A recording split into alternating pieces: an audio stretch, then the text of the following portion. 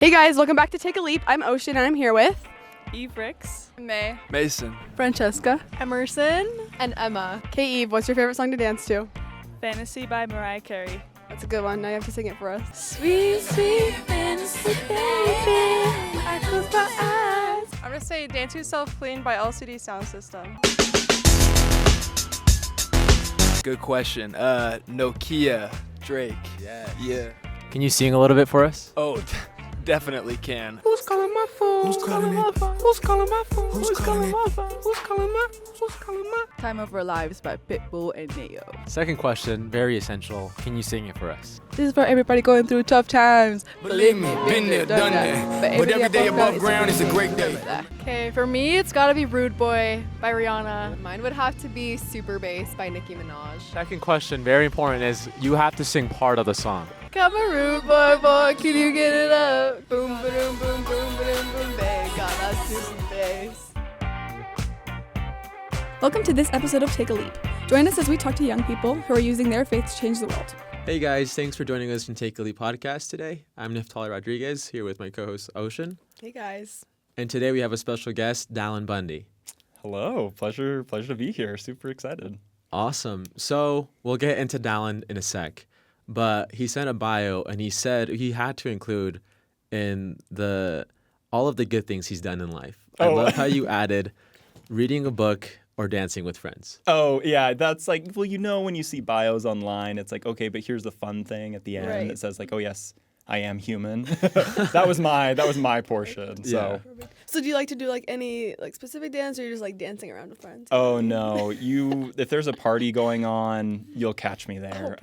Recent thing actually has been silent discos with friends, sweet. if you've ever been to one. Yeah, no, you can, very inclusive, any channel you want for music and a lot of fun. So That is so much fun.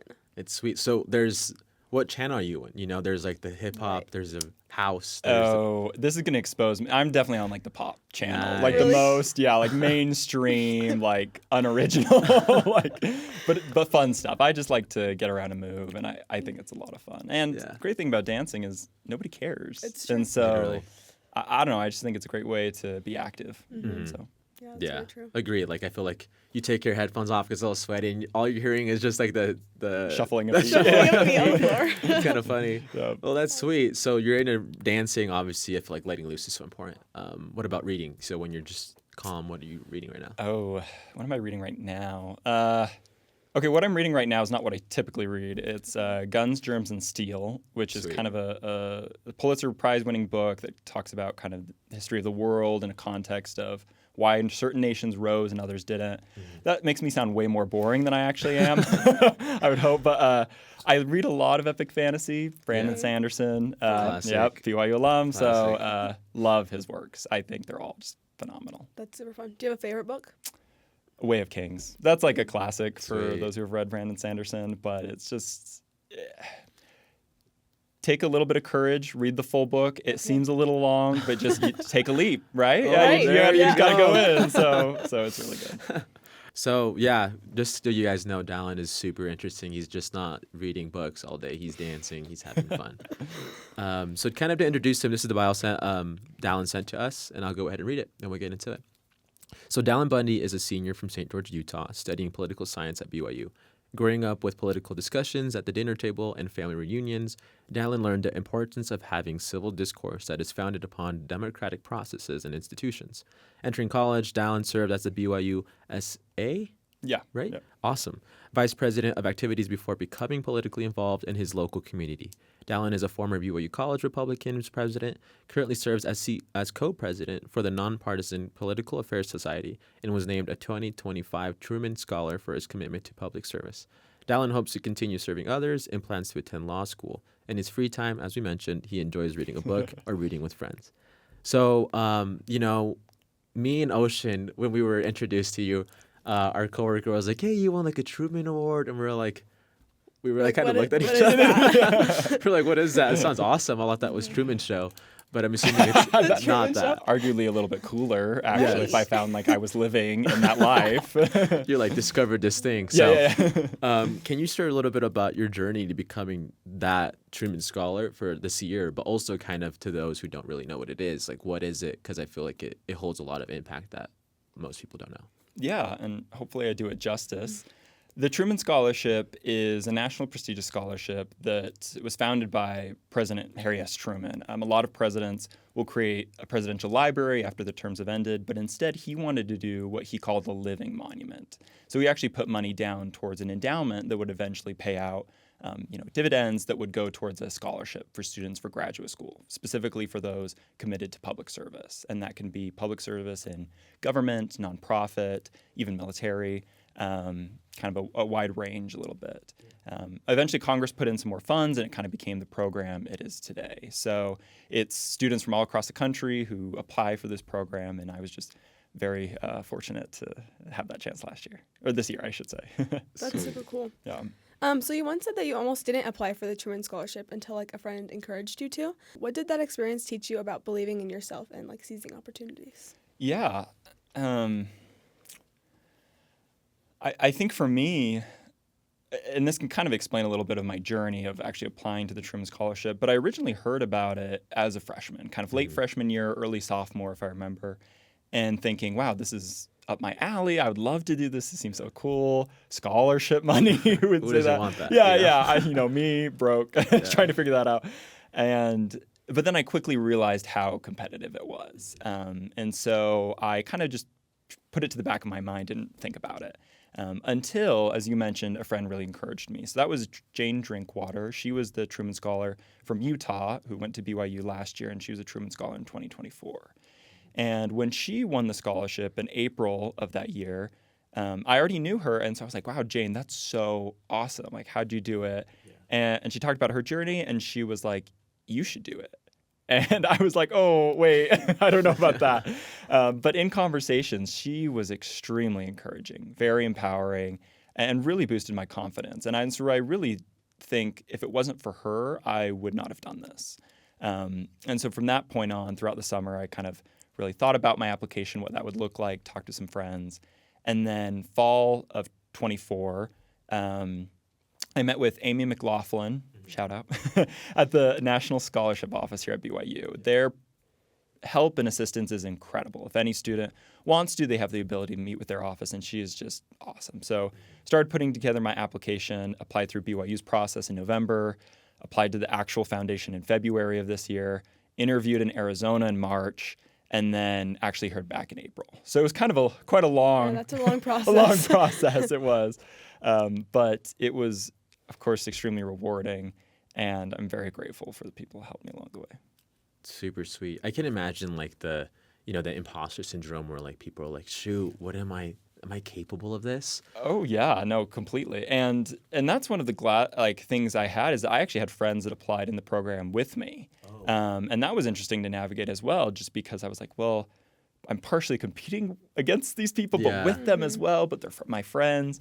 And overall, they were also extremely empowering towards me and really just helpful. And through it all, I felt like I grew closer to them as well. Yeah, that's important. Because I feel like during those hard processes, like I remember applying to my program, and it's like top 10 advertising programs in the nation, and I'm like, I'm not capable of this. And it took me like a whole year. Like I ended up even like backpacking Paris in Europe because I was like, well, this is what all the artists did before in the days. I'm going to do the same. Oh, wow. And so, but like at the end of the day, I feel like we're all so capable of things. And I think looking at it from like to keep it spiritual, from a God perspective, I'm like, I can imagine how he sees us. And he's like, you have the whole world in your hands. And so for you, like you said, you had your friends. What other things in your life kept you grounded, and do you give grace to and thanks to now? Yeah, well, I think you hit on one of those most important aspects was the gospel of Jesus Christ. I'm a Latter-day Saint, I'm Christian, kind of from the majority area of this area of Utah. But my faith really helped me throughout, in part because not only did it help in how I viewed others, but in how I viewed myself as well. When we understand that each of us are children of God, one of the biggest pillars of my testimony is that in understanding that we're all children of God, we understand that we all have divine worth that is equal. And so in part, whether that was me continuing in the program or not continuing, it was, okay, this doesn't determine my worth. And that's really difficult. I met a lot of students in this process who, mainly from other schools, I'll say, but who, one of the difficult things sometimes we struggle with is we put our academics as a way to validate ourselves. And that can be really challenging because as we're human, we make mistakes. And so understanding that our worth actually comes from our divine heritage and as children of God, I think that was what was most grounding for me and helping to view others too. Sweet. That's super cool. And I mean, you kind of hit on this, but like when you're working with people of like different ideologies, what strategies have you found most effective to finding common ground? You know, I'm still working on that. I think we all are. I think for me, one is that there's, of course, always more in common than we think. Just as you touch on, there is common ground. One of the things I think that is most surprising is while we often advocate for different solutions, they're usually towards the same problems that other people have also identified. And so in that instance, we have common ground. When we're talking about issues or problems, a lot of times we can actually identify similar ones. And I think that has helped me to bridge the gap, at least initially, to talk with people I ultimately disagree with. And then also, again, just kind of touching on faith, it's wow, this person is a child of God, you know, or at least, and that's hard. Sometimes I have to remind myself of that. I'm not perfect, still working on that, but it really helps me to remember that their worth and the love from our divine creator is the same for that person as it is for me, which means that I need to treat them with the level of respect that is treated towards me, or what I would hope for. For sure. And I think that's such an essential thing, especially what you're getting into, you know, politics and stuff like that and public service. That definitely grounds us, you know, as Christians and people of other faiths too. Like, I definitely think the core doctrines and the core principles we just need to learn as human beings is just empathy and respect. How are you facing, like, you know, what experiences led you to do all of this? You know, I bet you have a good brain on your head, you know, and on your shoulders. So, like, what led you to do what you're doing now? Yeah. Ultimately, I think there's a lot of things that have contributed to why I've chosen the pathway that I have. One of the instances and experiences that stands out most to me was when I was younger, growing up in St. George in southern Utah. I had some extended family who were cattle ranchers and actually dealt with disputes over public lands with the federal government. This was about a decade ago, and that actually led to types of what I would say were political violence. Yeah. It hit national news. I remember sitting in 8th grade in U.S. history class watching CNN Student News. Wow. If you guys had that. Yeah. And like extended family members like popped up on the screen. And there were people that were labeling them as domestic terrorists. And that was like a really shocking moment for me. And that kind of introduced to our dinner table conversations and family reunions discussion about what was going on. And obviously we don't have the time to talk about all those details, but I think ultimately what it really led me to believe was that I want something better, that for our community to lean towards political violence so easily, especially what we've seen recently at the time of this recording. You know, it's the anniversary of 9/11, and just yesterday, Charlie Kirk, conservative commentator, was assassinated on UVU campus.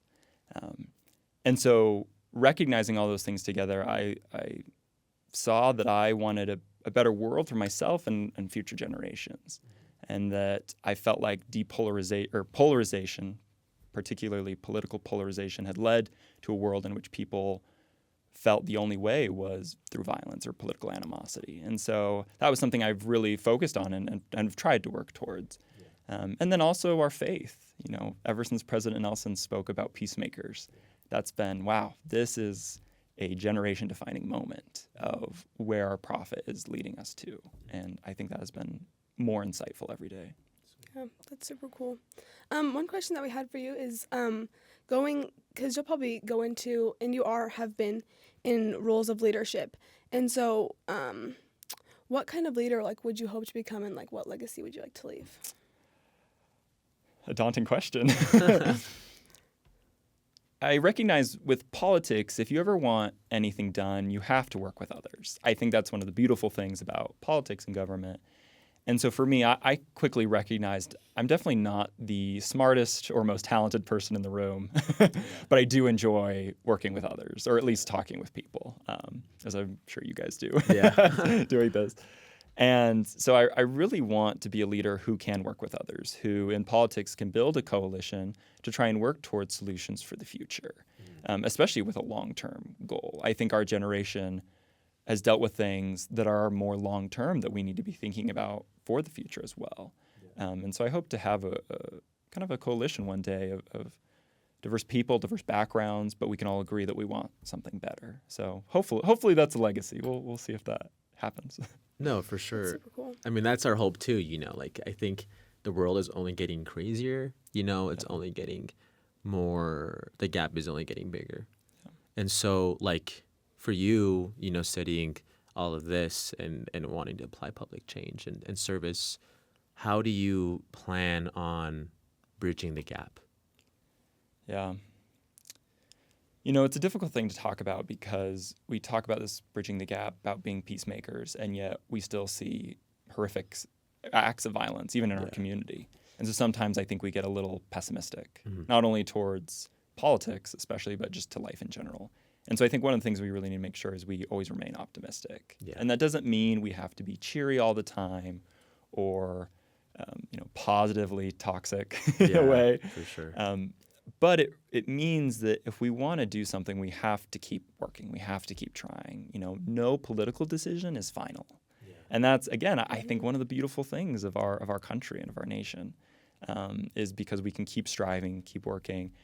And again, I think it's just working with other people. I want to give a shout out to Alex and Maribella Keogh. They're both students in the political science department.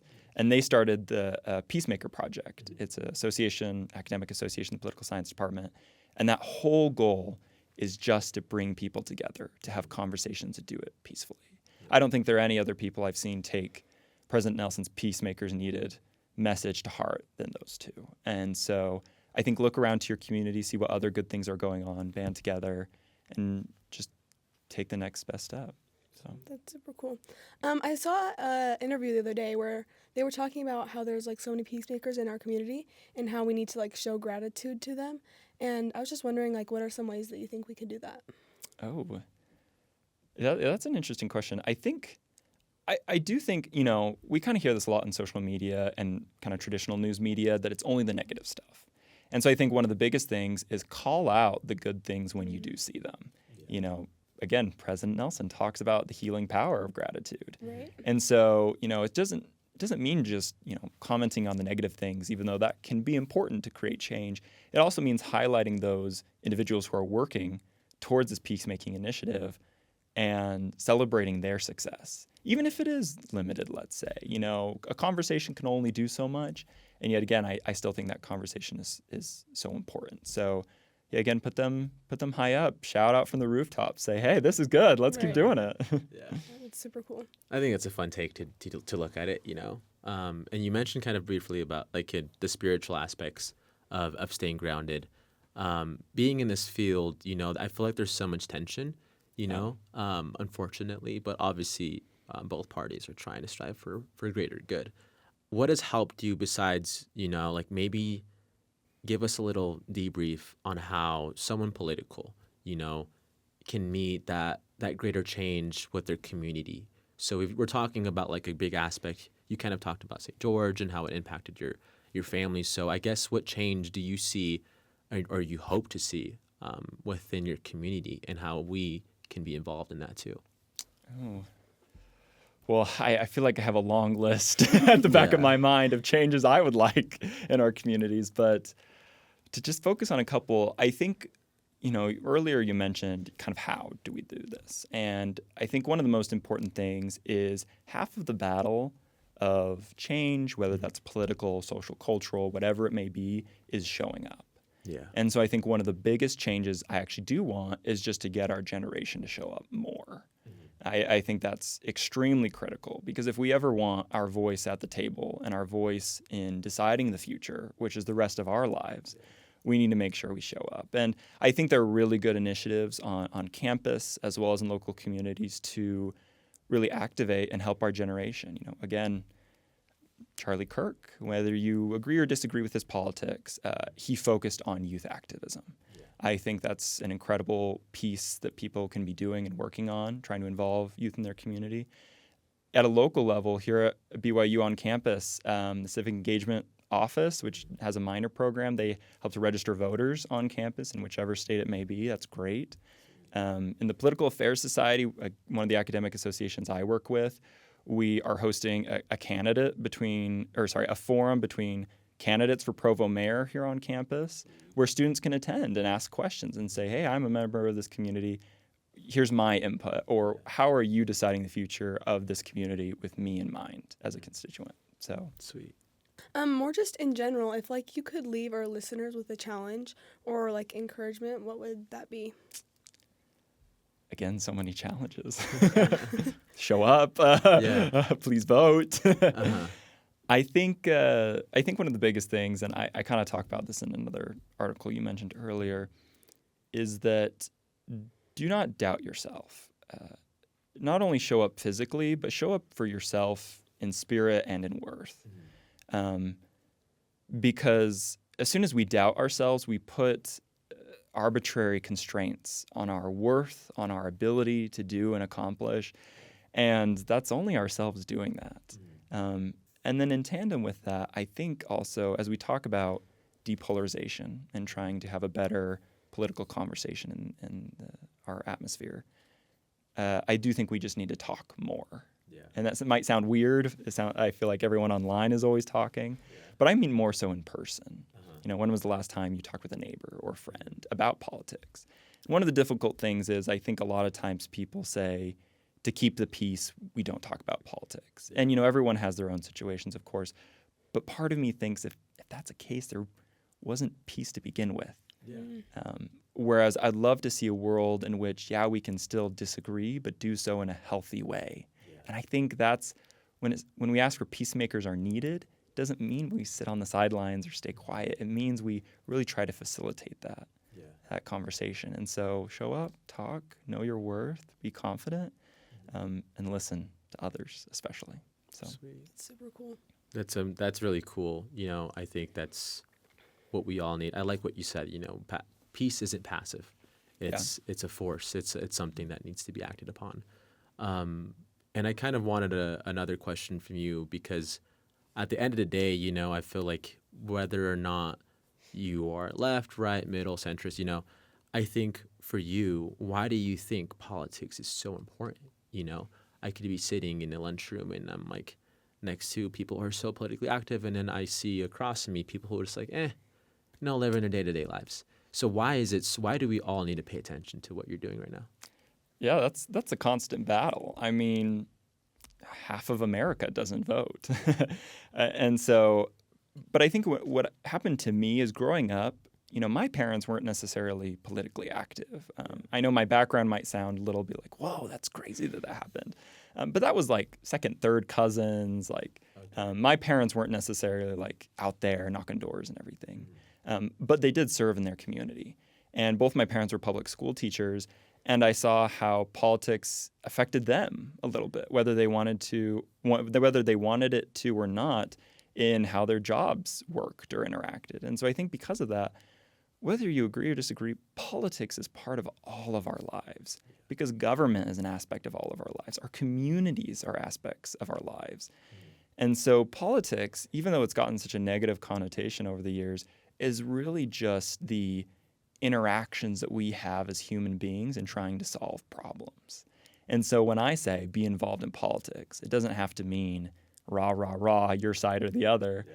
It just means let's talk about problems, solutions, interact as communities, try to work together, whether local, nationally, globally, for some people on this campus. Yeah. When you're trying to convince someone who's like you know, maybe not caring, you know, what's like one thing you do to tell them? You know, you did mention a little bit, but like if you're face to face with someone and I'm talking to someone and maybe our listeners are like, they didn't care about politics before. Yeah. You know, what's something you'd say to their face? Be like, do this. Like, this is step one. Can I look into the camera? Yeah, look into the camera. Like, hello, future listener. Yes. I really think I would just say some of the same things, is that whether you like it or not, politics is around you. And again, that just means your community and the people you serve and love. And so I think it's trying to take out the politics from politics, if that makes sense, of just the negative connotations that we have from it. Your voice does matter. You know, a lot of elections are decided by just a couple of votes, especially locally. And you can do more than just vote. You can contact a representative. You can join an association, start a coalition, write an op-ed. As students, these are all things we can do. I've written a lot of op-eds, not all of them great, but some get published. And I think there are real tangible things that we can do. And so for those who are apathetic about politics and those things, I get it. It's exhausting. It really is. This week alone has been really tiring. But if we want to create a better world, we have to start somewhere, even if that just means little steps of talking.